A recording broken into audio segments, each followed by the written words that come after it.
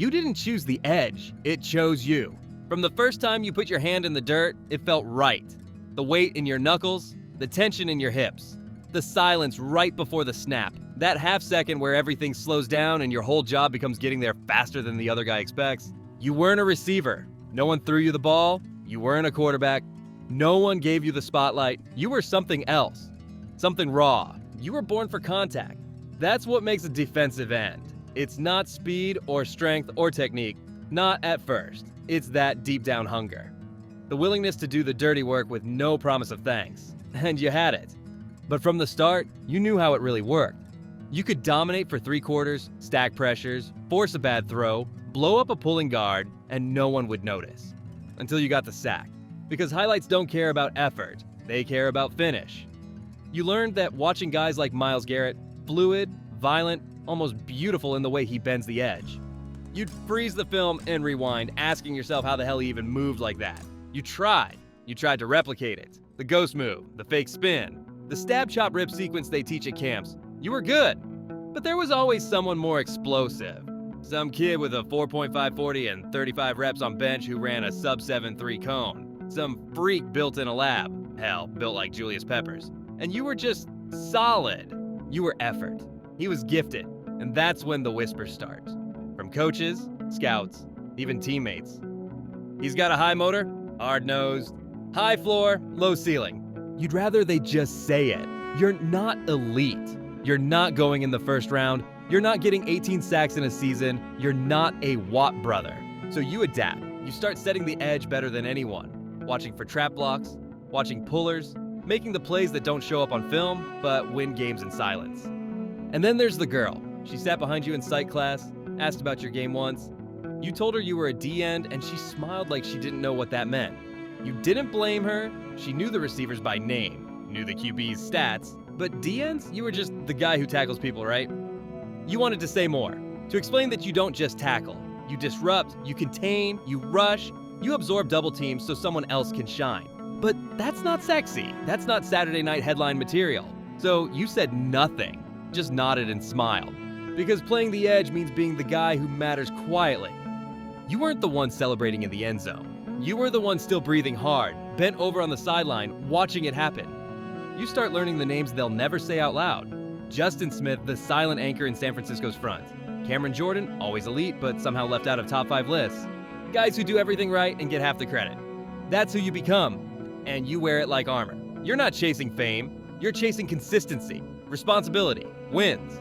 But still, on those long nights watching film of guys like Reggie White forklift a 300-pound tackle like he was a folding chair, you wonder what it's like to be feared, to be remembered, to be more than just part of the wall. You're not rushing the quarterback, you're chasing a ghost. He's back there, smiling, calm, protected by a line of giants who are paid to make your life hell. You try to close the gap, but every step feels like a trap. Chip blocks, double teams, quick throws, motion shifts. The ball's gone before you even see the laces. You don't just need speed, you need clairvoyance. You fake inside, spin out, dip low, trying to run the arc. But the tackle knows. He's watched your tape.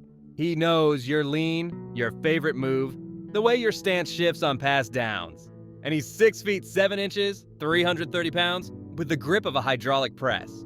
You've been in his grasp so many times, you can feel it in your sleep. But still, you keep going. Because your job isn't just to get the sack, it's to almost get it. Again and again and again. So the quarterback starts to feel you, even when you're not there. So he throws early, moves when he doesn't need to. Because that's pressure too, even if it doesn't show up on the stat sheet. But stat sheets are what get you paid. You see guys on other teams posting double-digit sacks and getting Pro Bowl nods. Guys with one move, maybe a good jump or a slick spin, and coordinators design the whole defense around them. Some of them are the real deal, TJ Watt type, game wreckers. Others, right place, right time, clean pocket collapses served on a silver platter. You know what your coach says? Disruptions matter. But your agent says sacks get contracts. So you chase harder. You start watching film like it's gospel. Wake up sore and still hit hand drills. Add moves, counters. You practice cross chops in the mirror until your wrists swell. But the numbers don't move. You're still just a guy with 2.5 sacks in week 12, busting his ass while someone else dances after every cleanup hit. And then there's the pain. That hip flexor that never really healed, the turf toe, The wrist, you keep taping tighter. You tell the trainers you're fine because the rookie behind you has fresh legs and no memory of being pancaked by a pulling guard. You can't afford to lose reps. Not this year. Not when you're up for a new deal. And then there's him again. The guy you've been chasing since high school. The freak. Built like Jadavion Clowney, moves like he's on fast forward. He's posting his 4th sack in 2 weeks while you're icing your shoulder in a silent film room, wondering if anyone even knows you played today. You try not to compare, but it's impossible.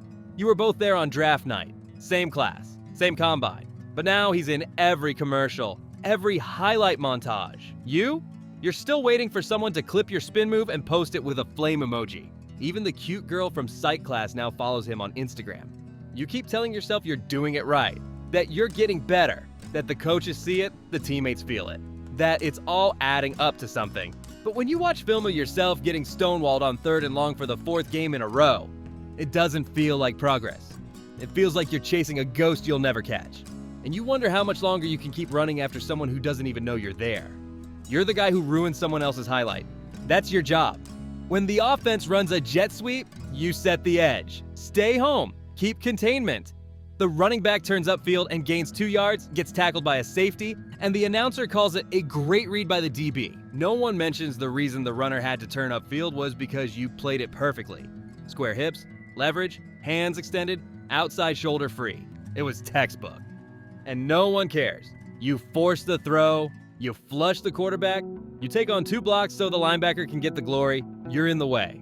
But never in the lights. You do your job. Every snap, every week. Like clockwork. But the only time they remember your name is when you miss a tackle.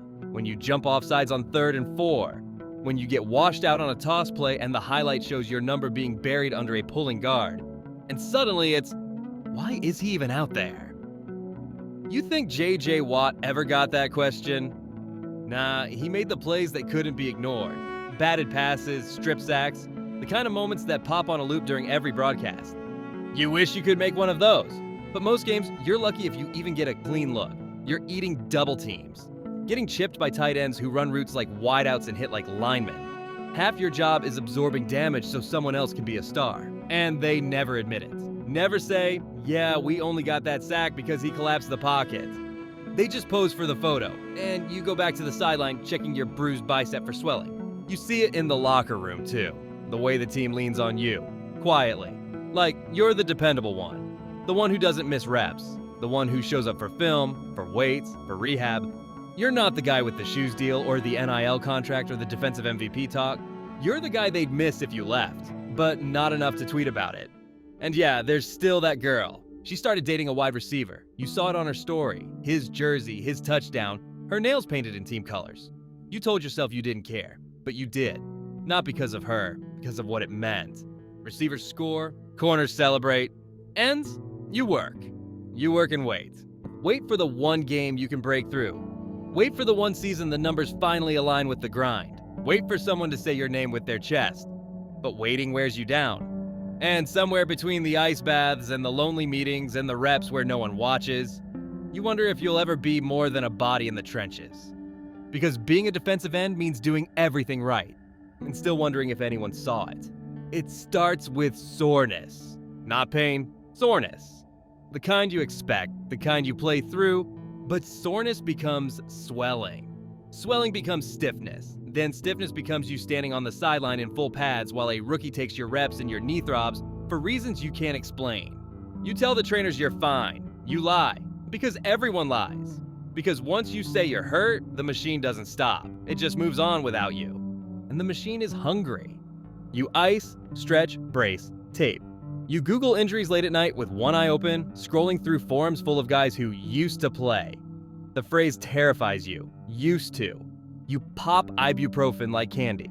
Say yes to Toradol. Let them stick needles in places they shouldn't go.